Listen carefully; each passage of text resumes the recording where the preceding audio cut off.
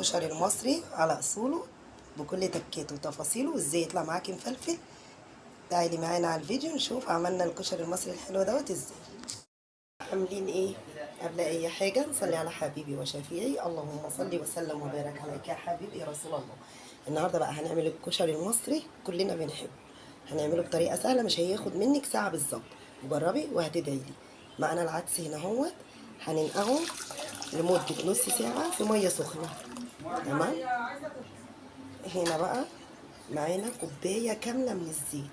ما تقلقيش، الزيت ده بقى هنعمل بيه الكشري كله، وهيودي لك الكشري دوت طعمه في حته تانية خالص. هنا بقى معايا البصل اهوت، انا قطعته. هنحط عليه معلقه من النشا عشان ايه؟ يتقرمش معانا. بصوا كده، انا بعد ما غلفته كويس قوي بالنشا اهو زي ما انتم ما شايفين، صفيته بالمصفى عشان انزل اي نشا فيه عشان ما تنزلش معايا في الزيت. تمام. اول بقى لما الزيت بتاعنا اللي احنا حاطينه ده يقدح كويس قوي هنحط فيه البصل. طبعا انا حاطه هنا الطماطم اهيت، انا سايباها تاخد غلوتين عشان لما نيجي نحطها على التوم بتاعنا تبقى جاهزه. وهنسلق المكرونه.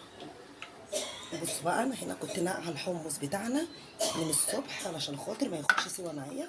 حطيته على البوتاجاز واحط له الملح بتاعه لان هو منقوع اصلا، فمش هياخد معايا سوا. عشان الحمصيه كده يبقى طعمها حلو وشاربه من الملح كويس قوي. هنحط حته من الثوم. هحط ايه كمان يخلي طعم الحمص معايا حلو ولونه حلو؟ هحط معلقه من الصلصه. دي هتغير معاكي لون الحمص وهتخلي طعمه حلو قوي. ونقلبه وهغطيه بقى وهسيبه لما يستوي. وهنا بقى الزيت اهو اتقدح معايا كويس قوي. هحط نص كميه البصل بتاعي عشان انا مش عايزه اقلبه، انا عايزاه لما يستوي براحته اطلعه عشان يبقى يتحمص معايا كده والقرمشه بتاعته طعمها حلو. بصوا نص الكميه كده، وهنسيبه لما يتحمص. بصوا دي كده في الطاسه في الحله اللي هتعملي فيها، وسيبيه لما يتحمص. بصوا كده، هو ده اللون ايه اللي انا هطلع بيه، لان البصل كل ما تسيبيه هيغمق عشان ما يمررش معانا. بصوا اهوت اهو، هو كده مقرمش. فانت لما تسيبيه في الزيت، يعني لو سبتيه هيغمق معاكي قوي، وهتلاقي ان لونه يعني طعمه بقى طعم محروق كده او مر. فاحنا هنطلعه كده اهوت، وهي السخونيه هتخليه يتقرمش تاني. بصوا بقى، بعد ما طلع اهوت لونه حلو ازاي، هرش عليه وهو سخن. رشي عليه وهو سخن حبه من الكزبره الناشفه وحبه من الملح، يديكي طعم حلو قوي. سيبيه بقى لما يبرد. خلاص بقى احنا كده ايه عملنا البصل. بقى هنا المكرونه اللي احنا سلقناها للكشري، هناخد شويه من الزيت اللي هو بتاع البصل، هنحط كده على المكرونه. شايفين؟ ونقلبها. الزيت دوت هيخلي لك المكرونه بتاعتك مفلفله، وهيخليها طعمها حلو قوي لانها هتبقى شاربه من طعم البصل والتحمير بتاعه. هيديكي بقى ايه ده بقى اللي بيعملوها محلات الكشري. عشان كده حتى لما بنجيب مكرونه بس بنلاقي طعم المكرونه هو طعم الكشري. خلاص، يبقى احنا خدنا كده مع كبشتين من الزيت وقلبناهم فيه. هنا بقى ده بقيت الزيت اهوت، انا قسمت الزيت دلوقتي نص حطيته للصلصه ونص علشان الكشري نفسه. هعمل ايه بقى في الصلصه؟ هنعمل صلصه الكشري ازاي بردك بطريقه سهله ومميزه قوي وهتعجبك. هنحط معلقه كبيره كده من الثوم. الثوم بيخلي طعم الكشري حلو قوي.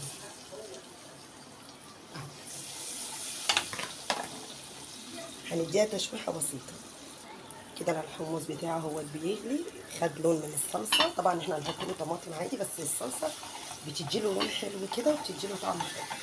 بصوا احنا هنشوح بقى تشويحه بسيطه كده اهو لحد ما نشم ايه ريحه الثوم. بصوا تشوح معانا. في ناس بقى بتروح تشتري بهارات كشري، احنا بقى البهارات اللي هي بدل ايه كزبره ناشفه وملح وكمون وحبه شطه ومعلقه سكر. هنديهم تشويحه صغيره كده لحد بس ما نشم ريحه الكزبره مع التومه. هي دي بهارات الكشري اللي احنا بنروح نشتريها من العطار. تحطي سنه، لو مش حابه الشطه تحطي سنه صغيره خالص، بس ان هي تدي ايه ريحه وطعم كده. بصوا لحد بس ما ايه تشم الريحه. وبعدين هنحط سنه صغيره خالص من الخل عشان الصلصه بتاعتنا تبقى طعمها حلو. هنحط بقى عليهم الطماطم كده زي ما قلت لكم، انا الطماطم عصراها وغليتها غلوتين عشان تديني لون حلو كده للكشري. كده احنا خلصنا احلى صلصه للكشري. هنا بقى نعمل الكشري. حطينا الزيت اهو زي ما انتم شايفين اللي هو بقى من التحمير بتاع البصل. هنحط بقى الشعريه ونبتدي اننا نحمرها. بصوا بعد ما الشعريه بتاعتي اتحمرت كويس قوي هحط عليها الرز المغسول ومتصفي. لو جربتي الطريقه دي هتعجبك قوي. بصوا بعد ما حطينا بقى الرز هنجيب العدس بتاعنا اللي احنا نقعناه صفيناه كويس قوي وهنحطه ني زي ما هو كده. والله العظيم اسهل طريقه للكشري، وطعم العدس لما بيستوي مع الرز بيكون طعمه حلو قوي. يعني احنا كده ولا سلقناه ولا سويناه الاول ورجعنا حطينا عليه الرز، لا احنا لسه كله مع بعض. بس اهم حاجه ان انت تنقعي نص ساعه قبل لما تشتغلي في العمايه في ميه سخنه، او تنقعيه الصبح في ميه عاديه من الحنفيه. هنحط له بقى التوابل بتاعته، معلقه من الكزبره الناشفه. محلات الكشري كلها ماشيه بالكزبره الناشفه لان ريحتها بتكون حلوه قوي فبتظهر اي حاجه انت بتعمليها. وهنحط له الملح بتاعه. هنديها بقى تقليبه شويه لحد لما تتحمر، يعني نحس ان الرز اتحمص معانا ونديله ميه مغليه. بصوا بقى متحسين ان هو متحمص ازاي. شرب بقى اي ميه فيه او اي سوائل. هنحط له بقى الميه المغليه بتاعته ونسيبه بقى. بصوا الصلصه سبكت وبقت حلوه ازاي.